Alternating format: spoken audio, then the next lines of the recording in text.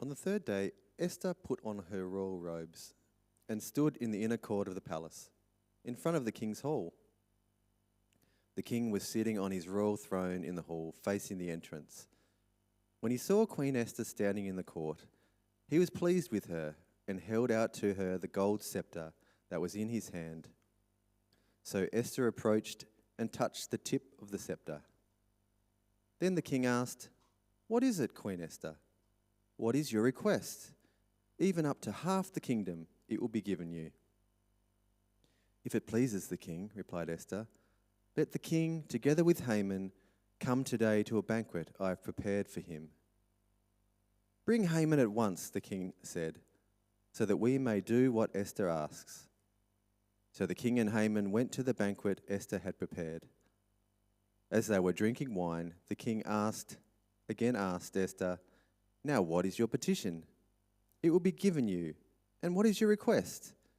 Even up to half the kingdom, it will be granted." Esther replied, "My petition and my request is this. If the king regards me with favor, and if it pleases the king to grant my petition and fulfill my request, let the king and Haman come tomorrow to the banquet I will prepare for them. Then I will answer the king's question." Haman went out that day happy and in high spirits.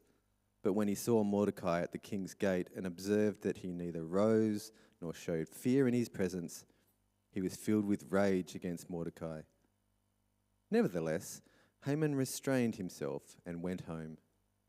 Calling together his friends and Zeresh his wife, Haman boasted to them about his vast wealth, his many sons, and all the ways the king had honored him, and how he had elevated him above the other nobles and officials.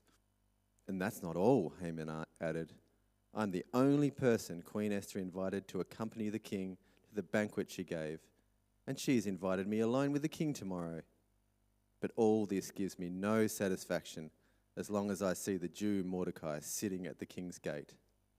His wife Zeresh and all his friends said to him, "Have a pole set up, reaching to the height of 50 cubits, and ask the king in the morning to have Mordecai impaled on it. Then go with the king to the banquet and enjoy yourself."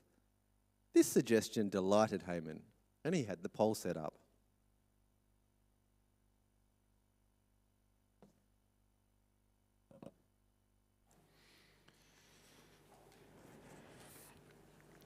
So the stage is set.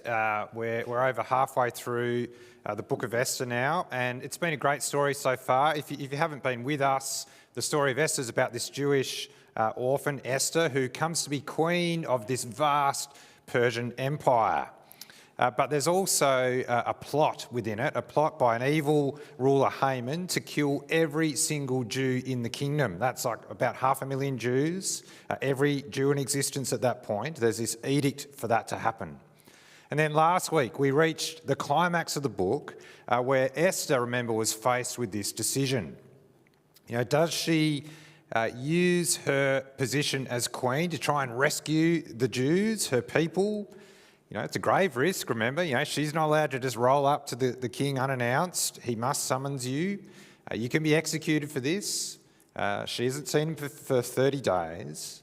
And so she saw the risks, but her cousin Mordecai reminded her of the reality of that God will save his people one way or another.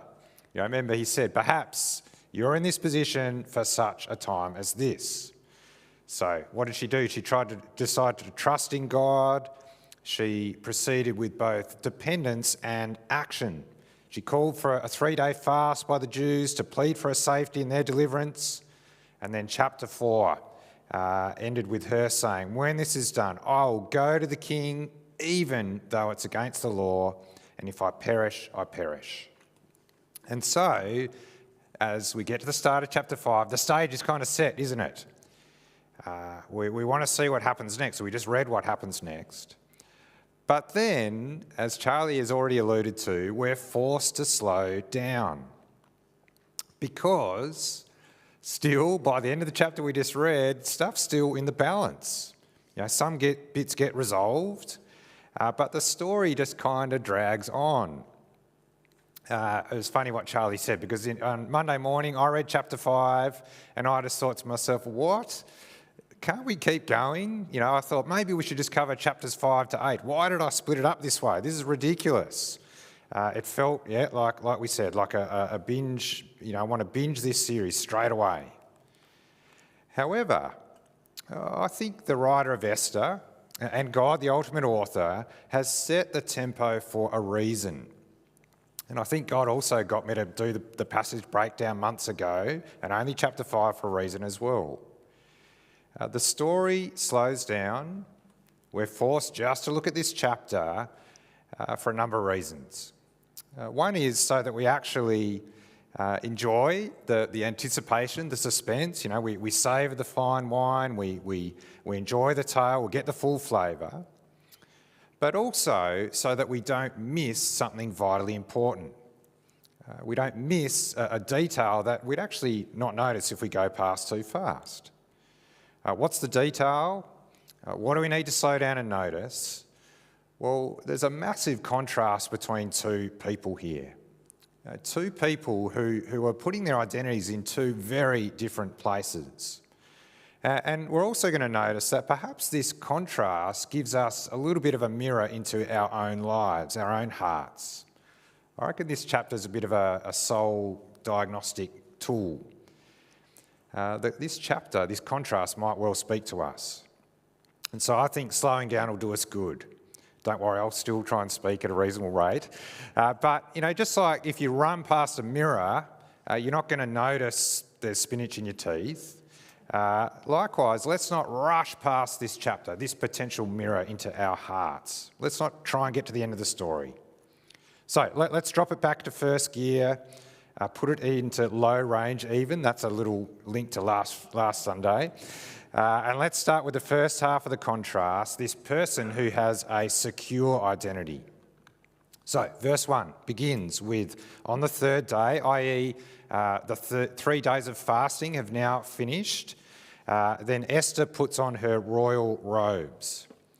Remember during the contest to become queen, she dressed to seduce, but now she is dressed in royalty.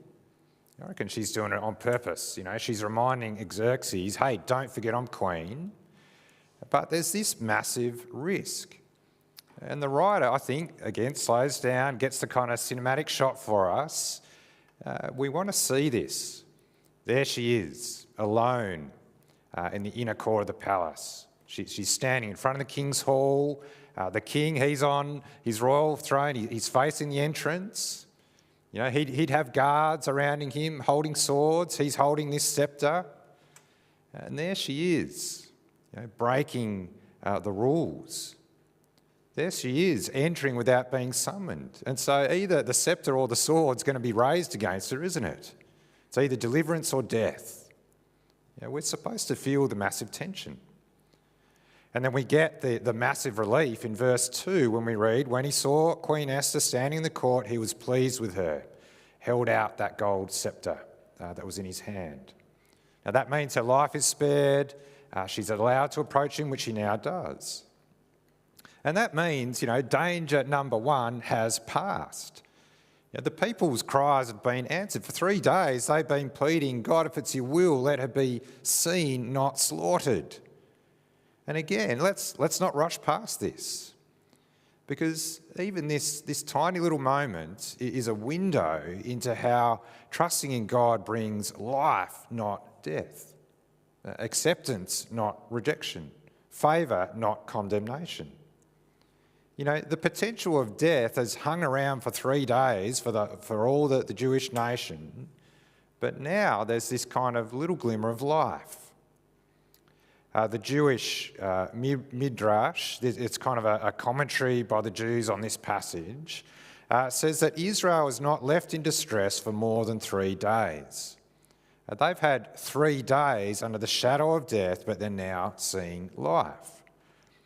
And I reckon that's pretty suggestive of another person, isn't it?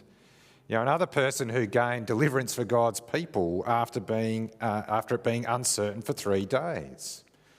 The Jews don't see this, but for us Christians, Esther's story, it's just a shadow of who was to come.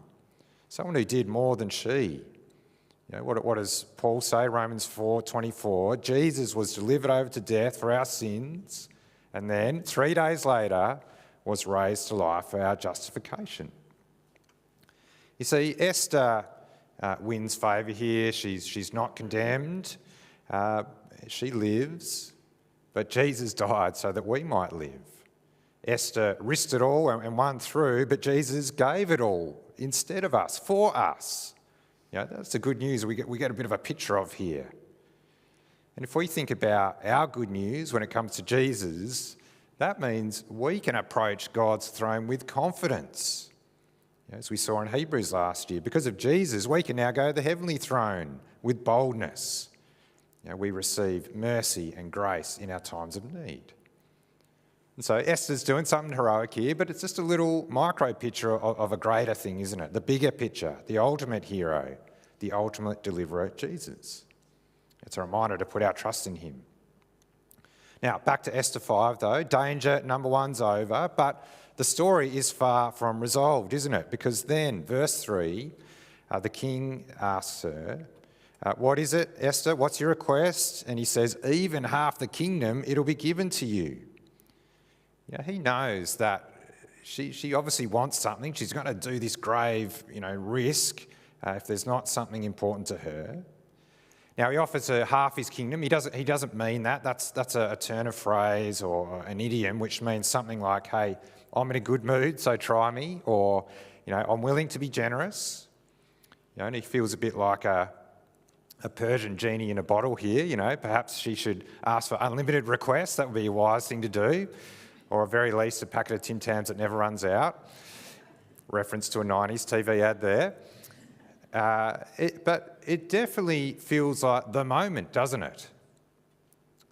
Surely right now, you got to get on your knees and beg for the edict to be lifted.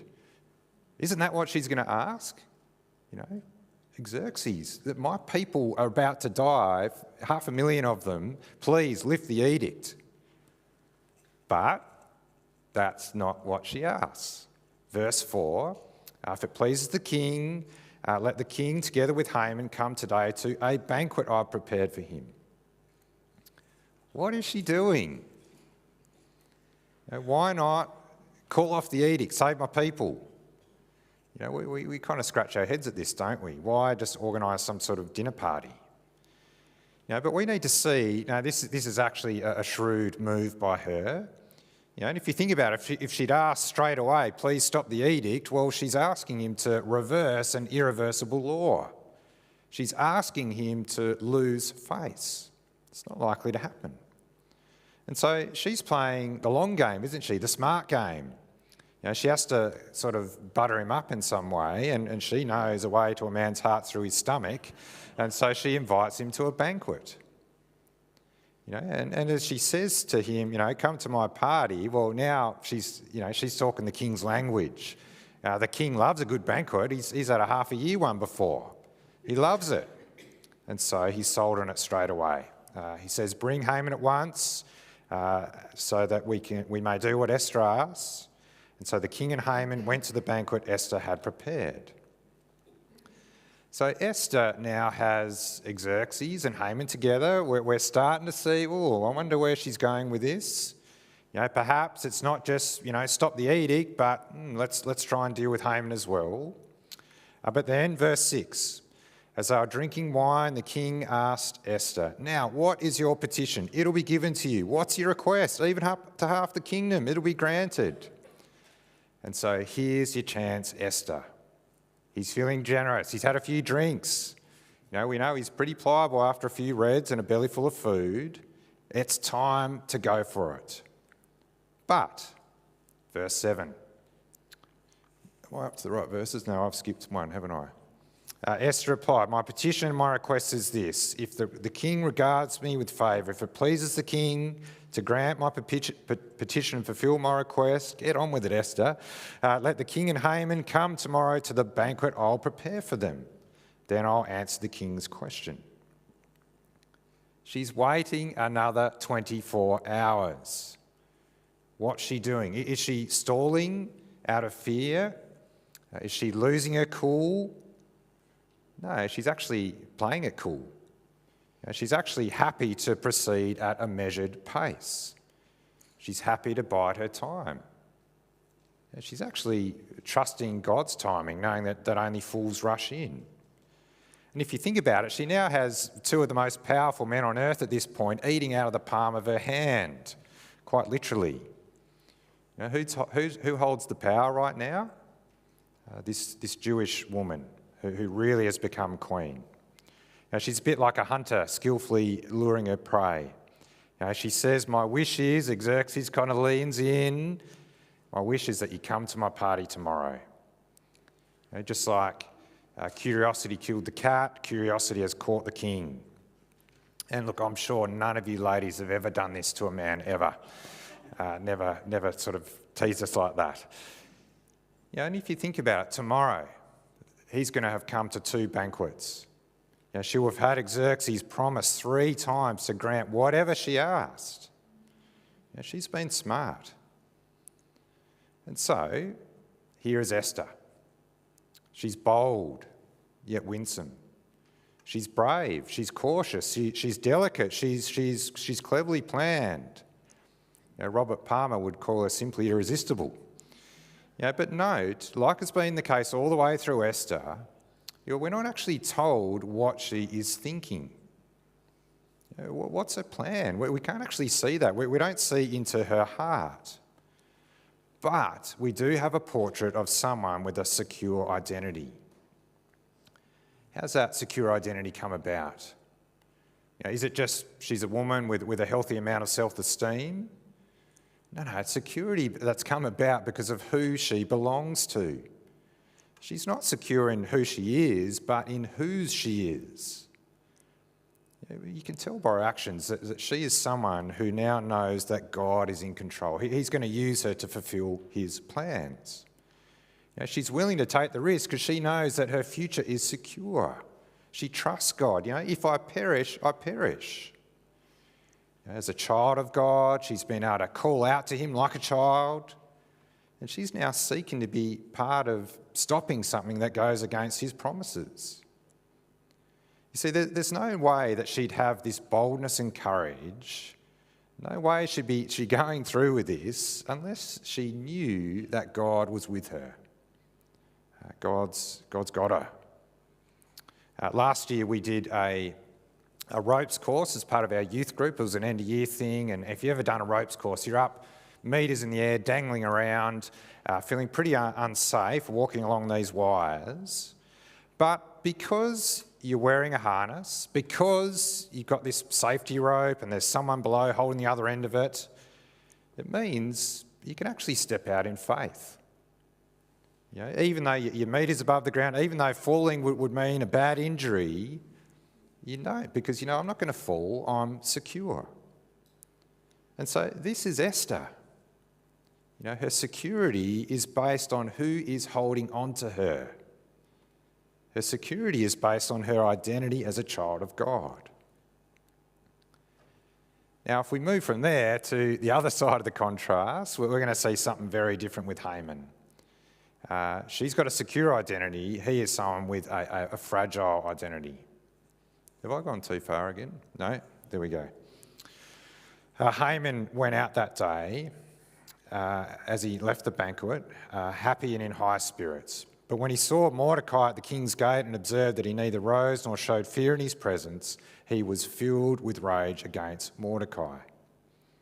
Now, unlike Esther, where, as I said, we're not really shown much of a window into her heart, we're given a huge insight into Haman's heart here. His heart is on his sleeve, and what an ugly heart it is.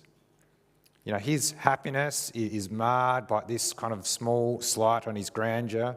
Just one man not kind of bowing to him leaves him furious. This is a man with a tender, self-centred ego.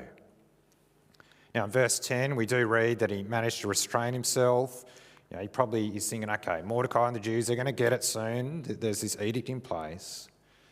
But to offset his bruised ego, he tries to compensate, doesn't he? His tactic is to call together his friends and his wife, and he boasts to them.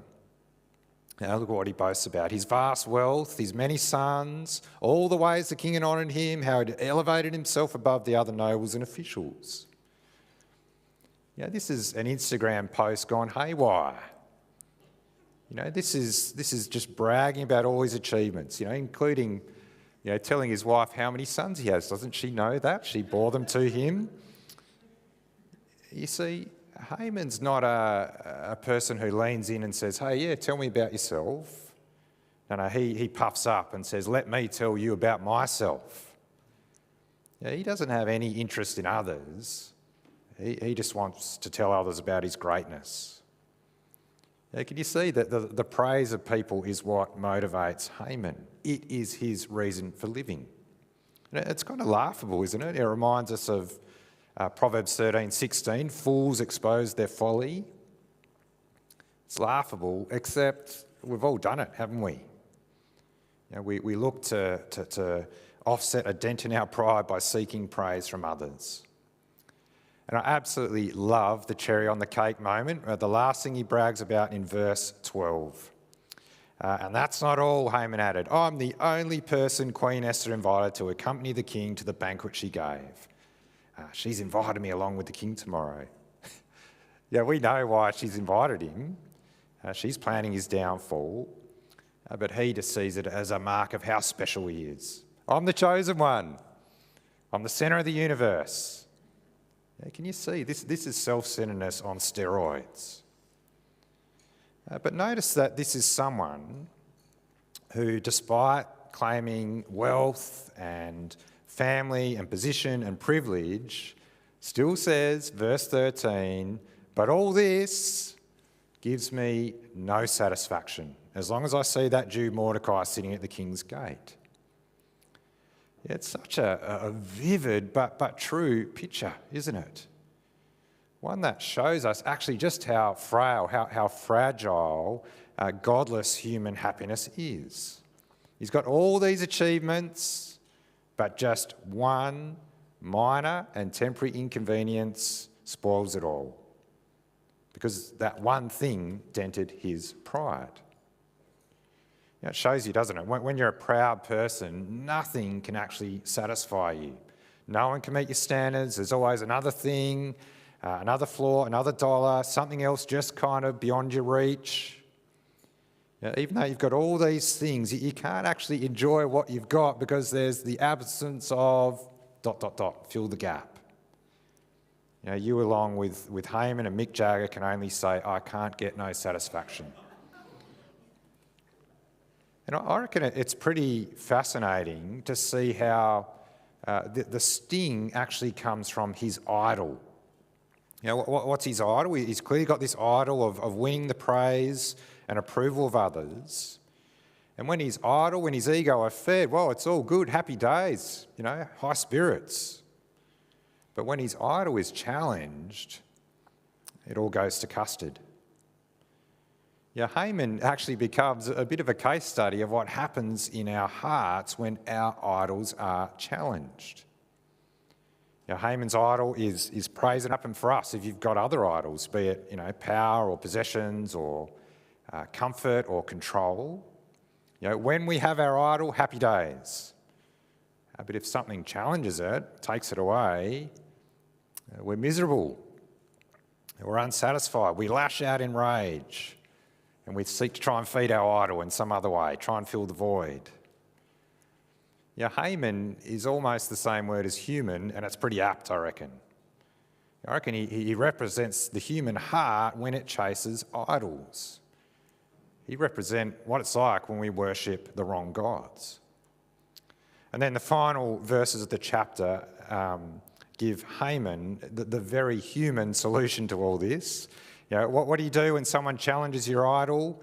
What do you do when you're feeling dented? Well, you seek to eliminate the cause of the discomfort. Verse 14. His wife Zeresh and friends said to him, all right, here's what to do. Have a pole set up reaching to a height of 50 cubits. Ask the king in the morning to have Mordecai impaled on it. Then go with the king to the banquet and enjoy yourself. This suggestion delighted him and he had the pole set up. That was pretty quick. He didn't need Canberra Council approval. He got it done. Even though the pole is 23 metres high, yeah, it's a visible image of his inflated ego. It's the size of the measure of his pride. But as I said, if something challenges your ego, if something challenges your idol, what's our tactic? Get rid of it, eliminate it, ignore it, go back to having fun. Let the good times roll and don't think about what might be going on in your heart. Now, this development in Esther brings a new tension. You know, Esther's, remember, postponed the banquet till the next evening, but this is going to happen tomorrow morning. Mordecai's going to get killed. We're kind of left wondering what will happen next. But unless you sneakily read ahead, naughty boys at the men's group, we're left wondering what's going to happen, aren't we? And we're actually going to have to wait 2 weeks, because next week there's a preaching swap. I'm not going to be here. You're going to have to wait 2 weeks. But we get a sense of where things are going, don't we? You know, we can't help but think of Proverbs 16:18. Pride goes before destruction, a haughty spirit before a fall. James 4 verse 6, God opposes the pride but shows favour to the humble. But we're not there yet. And so let's not rush on. Let's stop where we are. Let's put the handbrake on, put it into park. And let's actually just pause and reflect on what we've seen. You see, what we've seen across this chapter is actually this kind of tale of two identities. Can you see that the actual stark contrast between a secure identity in Esther and then a fragile identity in Haman? Now, Esther's identity is found in God. It's what he says about her that matters. Haman's identity is found in opinions. He only cares about what others think about him. These identities then drive them in very different directions. Now, Esther has this identity that means she's got this kind of peace about the future. If I perish, I perish. Haman's got no peace. He's up and down. He's all over the shop. Esther is happy to proceed at a kind of measured pace, looking to God's timing. Haman's got a frantic pace. I've got to fix it. Tomorrow morning by breakfast, ideally. Get rid of Mordecai. Esther is driven to try and save others. It's not about me, it's about others. Haman, he is driven to try and save himself. It is all about him. Esther is running to her Heavenly Father for advice and help. Haman runs to his wife and dropkick friends who just seem completely wicked and pandering to his ego. Esther knows that she's loved regardless of success. Haman has to succeed in order to know that he is loved. Esther's identity is found in God's opinion of her. Haman's identity is found in others' opinion of him. You know, Esther's identity is leading towards purpose and life. Haman, his identity, that's just leading to his downfall and death. You'll see it when it happens. And so as we look at these two identities, as we stare them in the face, what are they saying to you? What are they saying to me about where our identities lie? Now, I don't think I need too strong a sales pitch to suggest which one would be better to have. But perhaps if you're honest, Haman is a bit of a mirror to you. Is your identity found in your success, your performance? Is your identity just so wrapped up in what other people think about you? When other people pat you on the back, you're over the moon, happy days. But if you're not, you feel worthless and miserable and depressed. Or perhaps it's not the ideal of praise and approval that's ruling your identity, but it's those other potential idols, power, possessions, comfort, control.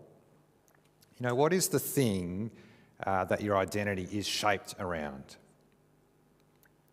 Now, you might be thinking, well, I don't know, Keith. I haven't really thought about this. I don't know what my idol is. Well, a good litmus test is to think back to the last time that you had a massive overreaction to something, or the last time you felt miserable or depressed. What triggered that? Now, it could be a genuine reason, but it could also be because your idol was challenged. And I think, again, rather than us just kind of rushing past this and on to the next thing, I'd love to now actually just give us a few moments to think on our own about this, to stop and pause and think. You know, perhaps you could spend a few minutes thinking about the last time you overreacted or the last time you felt miserable, and you might think, well, does that reveal something about my idol and where my identity is? Perhaps you could think about this contrast we've just seen and think, well, where do I sit with that? Am I secure and stable or frail and fragile? So they fasted for 3 days. Don't worry, I'll give us 3 minutes. And I want us to just think and reflect and pray, and then I'll come up and close in prayer. So let's give that a go.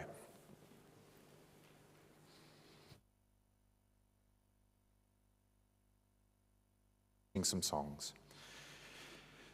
Dear God, as we've looked at this contrast between someone who is secure in you as a child of God versus someone who is just frail and weak and fragile, please help us see when that's happening in our life. Thank you that you say to us, you're secure in my love for you. I loved you so much that I died for you. And help us know that we're your child. Please let that be the thing that defines our identity. And Father, if we've seen today some idols in our life that have been exposed a bit in recent times, help us turn away from them and turn towards you, the God who loves us and cares for us. And Father, if today has prompted some stuff in us, I pray that you give us the courage to keep investigating that and keep turning to you and looking to you, the God, the author and perfecter of our faith. In Jesus' name, amen.